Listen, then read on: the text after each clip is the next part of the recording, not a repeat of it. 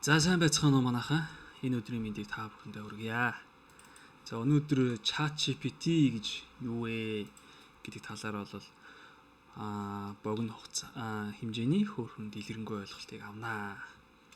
За ChatGPT гэдэг бол маш энгийнээр тайлбарлах юм бол нэг кинон дээр гардаг да Iron Man гэдэг үтсэн хүмүүс байвал те Iron Man дээр манай нөгөө гол дүрийн баатар Jarvis гэдэг нэг нөхөртөө ярилцаад идэг шүү дээ тий. Jarvis чи надад нэг ийм тооцоолъё гэдэг. Ингүүл тэгүүл яах вэ? Тэгүүл ингэхүү гэдэг нэг юм хоорондоо одоо voice-оор харилцдаг тийм үү. За яг тэр хувилбар маань бодит амьдрал дээр биелэлээ болоод за энэ ChatGPT гэдэг зүйлээр бол орж ирсэн байгаа. За яг кино дээр хийг бодвол жирийн хэрэглэгч нар маань бол илүү чатаар бол харилцаад явна. За жишээлбэл одоо юу гэдэг чи өөртөө за энэ бол chatbot-ийн хэсэг байна. ChatGPT харилцах chatbot-ийн хэсэг тийм. За энэ дээр ChatGPT чи яг юу юм бэ гэдэг ч юм уу ингээ асууна гэсэн үг. За ер нь бол voice-оор бас асууж болно. Тэгээ voice-оор асуух нь бол гар утсан дээр аппликейшнийг суулгаад ярилцаж болно. Тэгэх юм бол өөдөөс ч бас текстээр ч юм уу voice-оор ингээ хариулаад явдаг. За ерөөхдөө бие биентэйгээ хиймэл оюун ухааныг ашиглаж одоо холбогдно гэсэн үг. За энэ хиймэл оюун ухааны энэ мэдээлэл ер нь хаанаас гарч ирээд байгаа юм гэж те. За энэ хүн мэдээллийг хэдүүлээ асууя. За өөрөөс нь би үтсэн яг чи юу юм бэ гэдээ асуухад бол надаас за дараах үүргүүдийг гүйцэтгэдэг гэж бол хэлсэн. За асуусан асуултанд нь хариулна, текст бичнэ, орчуулга хийн, зөвлөгөө өгнө, төслүүдэд тусалнаа гэд маш олон чадвартай те. За эндээс за ChatGPT-гийн одоо ямар хэрэглэгдэхүүнүүд байна, ямар аргууд байна гэдгийг хэдүүлээ бол харцгаая. За үүний тулд бол Explore ChatGPT гэж ороод за ийш орох юм бол за хүмүүсийн ChatGPT-г ашиглаж байгаа төрлүүд бол харагдаж байна. За topic буюу хамгийн одоо эрэлттэй байна. За бичгийн хэлбэр дээр ямар төрлүүд байна тэ. За цаашаа явах юм бол за productivity байдал дээр ямар хуу байдлаар ашиглаж болох уу? За хайлтан дээр хэрхэн ашиглаж болох уу гэдэг юм гээд төрөл бүрөөр ингээ ангилсан бол байна. За энэ дээр бол би маш энгийн жишээнүүдийг бол та бүхэнд бол хүргэе гэж бодож байна. Тэгэхээр аль хэдийн миний өмнө бол гаргасан юунууд бол би энд бэлэн байж байгаа. За эндээс би жишээлбэл ChatGPT-тэй анх харилцахдаа Монгол орны тухай зураг боловсруулад өгөөч ээ. Гингүүтээ тал нутаг дүүрэн Малта Монгол гэр байх хэвээр ийм зураг боловсруулад өг гэж хэлэхэд бол шууд ChatGPT надад л энийг бол гаргаж өгсөн. За тэнгүүт нь би дараагийн удаад болохоор окей. Би Монголын хамгийн үзэсгэлэнтэй газрууд юу байна? За энэ зун очиж үзмээр байна гэхэд бол надад хөвсгөлд хэрэлж говь гурван сайхнаас ахуулаад ингээд хоошоо маш олон газрыг бол 20 газрыг бол санал болгосон. За эндээсээ би харж агаад за хар ус нуураар аялмаар байна.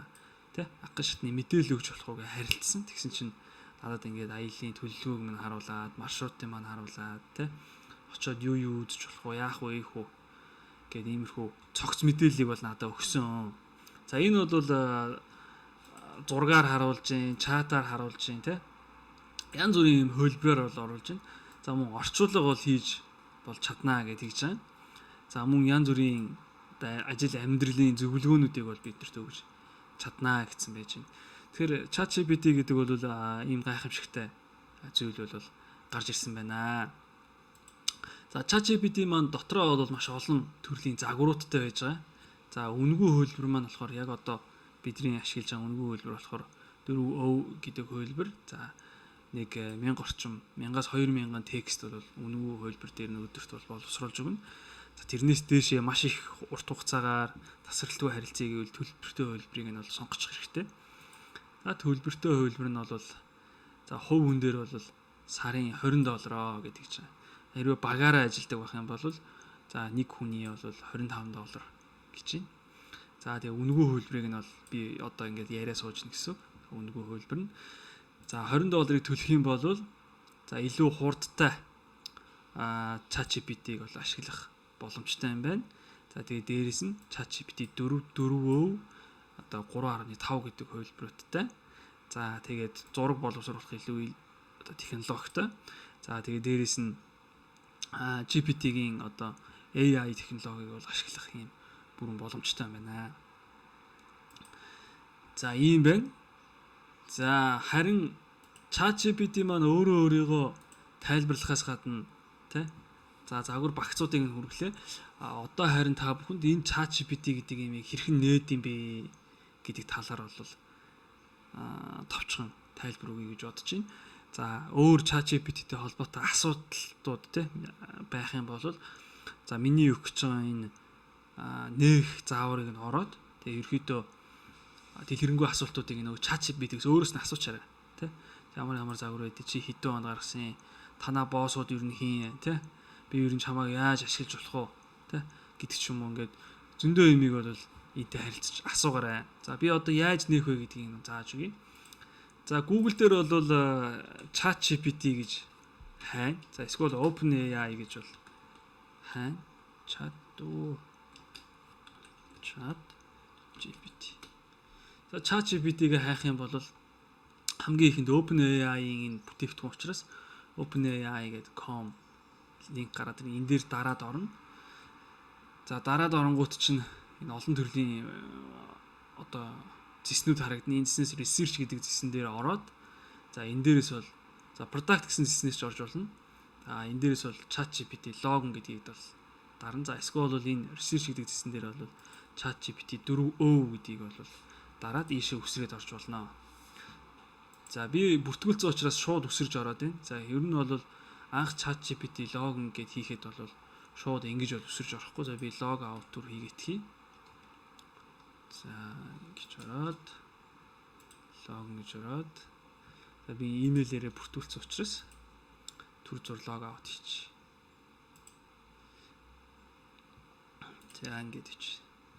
За одоо дахиад бүхнийг ихнээс нь эхлэе. Ингээд product гэж ороод ChatGPT login гэдэг оронгууд за sign up гэдэг энэ товч бол гарч ирнэ. За sign up гэдэг товч гарч ирэхгүй байх юм бол ерөөхдөө энэ яг иймэрхүү хэсэг гараад ирнэ. ChatGPT 3.5-ыг ашиглаарай. За энэ дээр login sign up гэдэг хэсэг байж байгаа. Тэгэхээр sign up гэдэг дээр нь бол дарнаа. За ингээд sign up дээр нь дарчих. За ингийн бол шинээр аккаунт үүсгэнэ гэдэг энэ дээр имэйл хаягаа оруулаад за тэгээд эсвэл бол одоо байгаа имэйл хаягуудаараа яг нь бүртгүүлээд нэвтэрж орж болох нэ гэсэн үг. За эндээс би буцаагаад нэвтэрчий логин гэд. За энэ дээр би Gmail хаягаараа бүртгүүлсэн учраас логин ихтэй бол Gmail хаягаараа бол нэвтрээд орчихё. За ингээд миний өмнө хайжсэн түүхүүд бол ингээд зүүн талын жагсаалтанд гарч ирж байна. За хэрвээ та гүнзгий судалж үзэхээр хүсвэл энэ Explore ChatGPT-г дараад та өөрөөр бол орчин үеийн хиймэл оюун ухаантай бол чатлах бол бүрэн боломжтой байгаа шүү. За ChatGPT маань хаанаас түрүү нөгөө ярьж агаад гүйцэд ярьж чадаагүй те. Энэ мэдээллийг боловсруулаад надтай ингээ харьцаад идэм бэ гэдэг ийм сонирхолтой зүйл бол гарч ирнэ.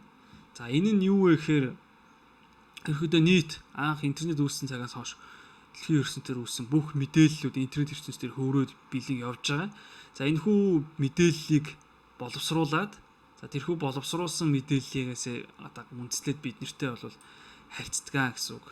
За энэ бол 2018 онд ChatGPT 1 загвар гарч ирээд за 17 сая параметрээс одоо боловсруулалт хийгээд бидэрт хариу өгдөг байсан гэсэн үг тийм харилцдаг байсан гэсэн. За энэ нь явсаар байгаад одоо 2023 24 онд ChatGPT O гэдэг загвар гаргаад за маш олон тэрбум одоо параметр дундаас боловсруулалт хийгээд за мэдээллийн өндөр чанартайгаар бидэртэй бол харилцдаг болсон. За энэ бүх ChatGPT-г одоо ашиглаад төрөл бүрийн ухаалаг AI технологиуд одоо салбар болгонд үүсэж хөгжиж байгаа тийм. Ухаалаг voice уншигч байна, ухаалаг зураг эдит байна. За бидний одоо ашиглаж байгаа бүх платформуд, бүх одоо хэрэгцээтэй зүйлүүд AI гэдэг шинэ функцтэй болсон. За энэ AI гэдэг функцүүд хаанаас үүсээд байгаа юм бэ гэвэл ер нь их суурин дандаа энэ ChatGPT-гээс улбаалж татаж аваад үсгэж байгаа гэсэн. За энэ ChatGPT-ийн өрсөлдөгч бол Google компани бол бас хийгээд эхэлсэн байгаа. Gemini AI гэдэг та бүхэн хайх юм бол за Google-ийн бас ийм технологи бол араас нь хөгжөөд явж байгаа. За одоохондоо мэдээж ChatGPT шиг маш өргөн дэлгэр хүрээнд бол мундаг биш байгаа ч гэсэн цаашдаа бол Google компанийн бол энийг бол маш амжилттайгаар бол хөгжүүлээд явах байхаа гэж бол бодож байна. За ингээд Gemini, за энэ дээр байна те. Gemini. Тэгээд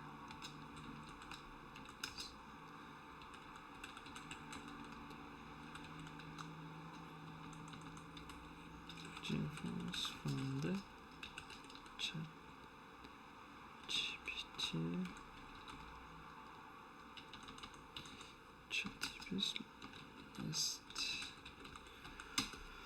Өөршин гээд өөрөөс нэг асуучж болж байна.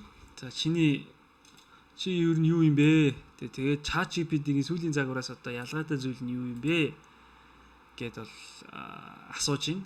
За тэгээд энэ дээр бол өөрийнхөө хүч чадлыг болон ChatGPT-ийн хүч чадлыг бол харьцуулж байна.